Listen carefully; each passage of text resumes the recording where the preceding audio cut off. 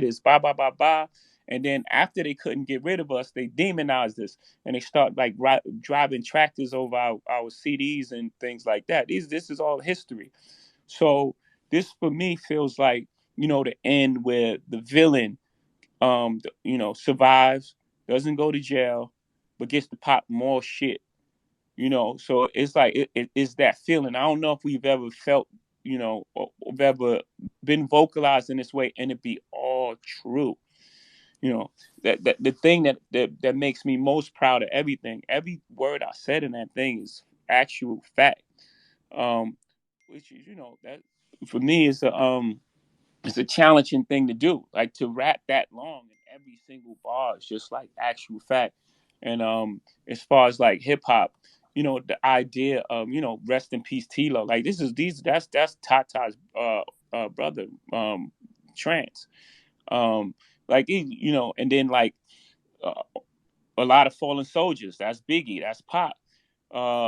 Kicking snow off of Frozen Tim. That's people that go unnamed that you guys don't know about. Like it's so much in my life in there. And then there's like the way I connect overseas. Caddy. You know, Caddy's story. I guess he could tell it on his own. Um, like just that how powerful the music is, the reach of the music, and um, where we've come. So yeah, yeah. You're 100% on point. Word. Do you ever get to a point, and obviously, right, this has been your story, but what makes now the right time to say, like, there's things, and even Guru said it, and him knowing you, there's things on this record that maybe he thought you'd never say, or, that you haven't said before, or things that you revealed, and some of it is like a dog whistle. What makes now the right time, and do you self censor, or sometimes do you come up with something and you be like, you know what, that's too much. Let me save that for later. Yeah, because it's been 30 years. Yeah, yeah. No, I don't think I've, I don't know if I self censor. I'm aware of the timing of things. Um, I think that, again, some of these things are out of my control. It's just the way the world works and the universe works. Just Cali came at this specific time. There's sometimes I like a beat, or I like a song and the timing ain't right, or you know, the timing is right and I don't like a song. It's so much that goes into like um, getting these things done these days. I have a lot of things on my plate, so sometimes it's just out of my control. It just was the right time, right place, um, right space in life, um, and it just happened. This is just magic. It's really out of our control. Last question, and just because I mean this is Khaled's moment, right? There's the God Diz moment. Obviously, you were such a major part of that, but so many artists were a part of that. A lyric like, when you start going into how many billionaires can come from Hove's crib. I count three: me, Ye, and Ree, and Bron. Technically, right? It makes me think. It makes me go back to when you did the Drake verse and said, "I made more millionaires than the Lotto did," and that was a flex. And maybe that was about 10 years ago at this point. Like, can you talk about the evolution of not just getting it for yourself, but being able to get it for other people around you, and make other people put other people in position, and really in the span of 10 years, going from being able to say millions on a rap record to now saying billionaires. Yeah, and we're not gonna stop.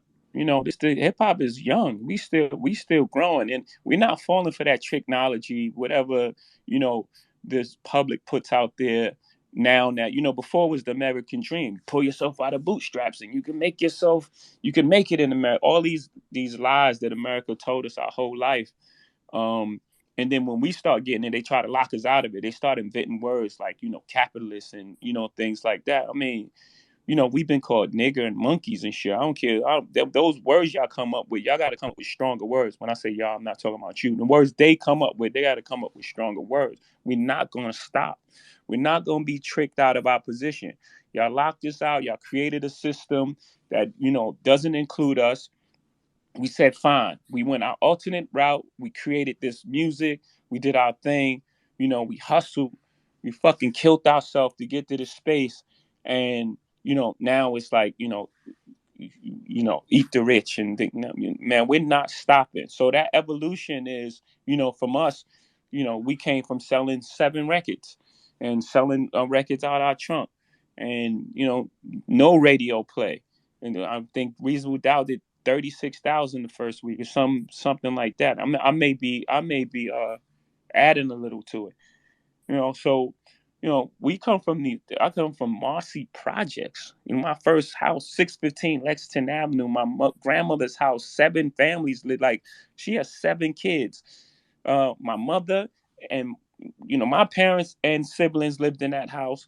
My aunt Nisi lived in that house. Hootie lived in that house. Butchie lived in the basement. I mean, this is one house. I went back to that house. I did an interview with Oprah, and I couldn't believe how small this house was, that all of us lived in that house.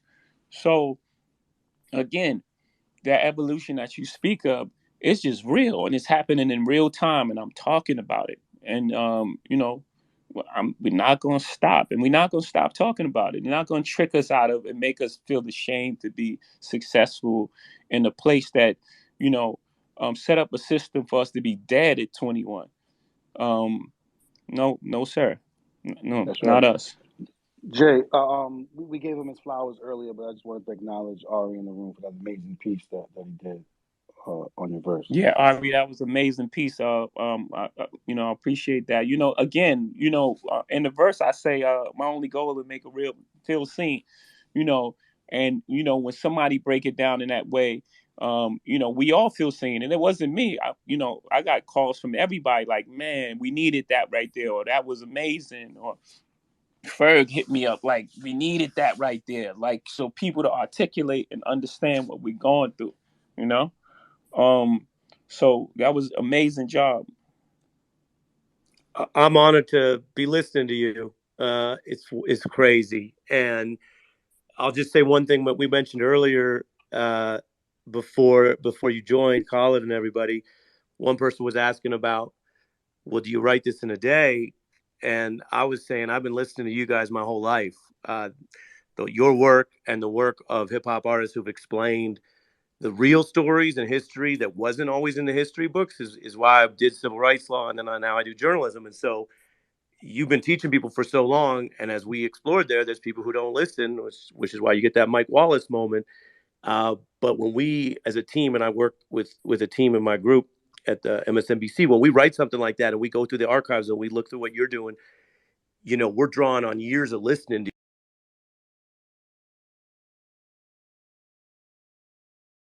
you. So it's like it's an honor to be up here just listening to you tonight.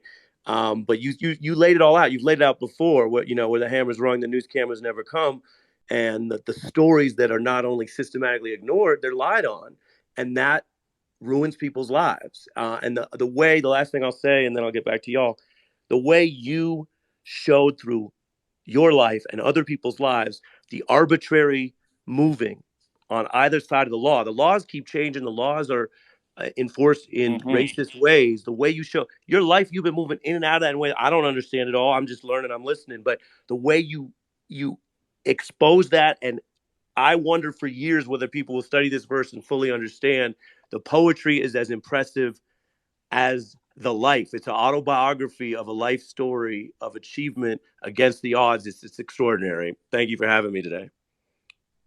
Good man. Appreciate that.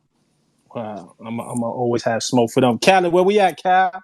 How you feeling, Cal? This the most quiet Cal been since we started this thing. I think he's speechless. What's going on? Well, we'll wait for Callie to get back. I said, Rob, I said, when the God is on, you listen. Don't interrupt. You let everything come clear and clarity. You listen. When the God is on, you listen, Rob. And that's what I was doing. Yo, yes, sir. Man, I appreciate you, man. There's no words that, I'm saying. All I'm gonna do is,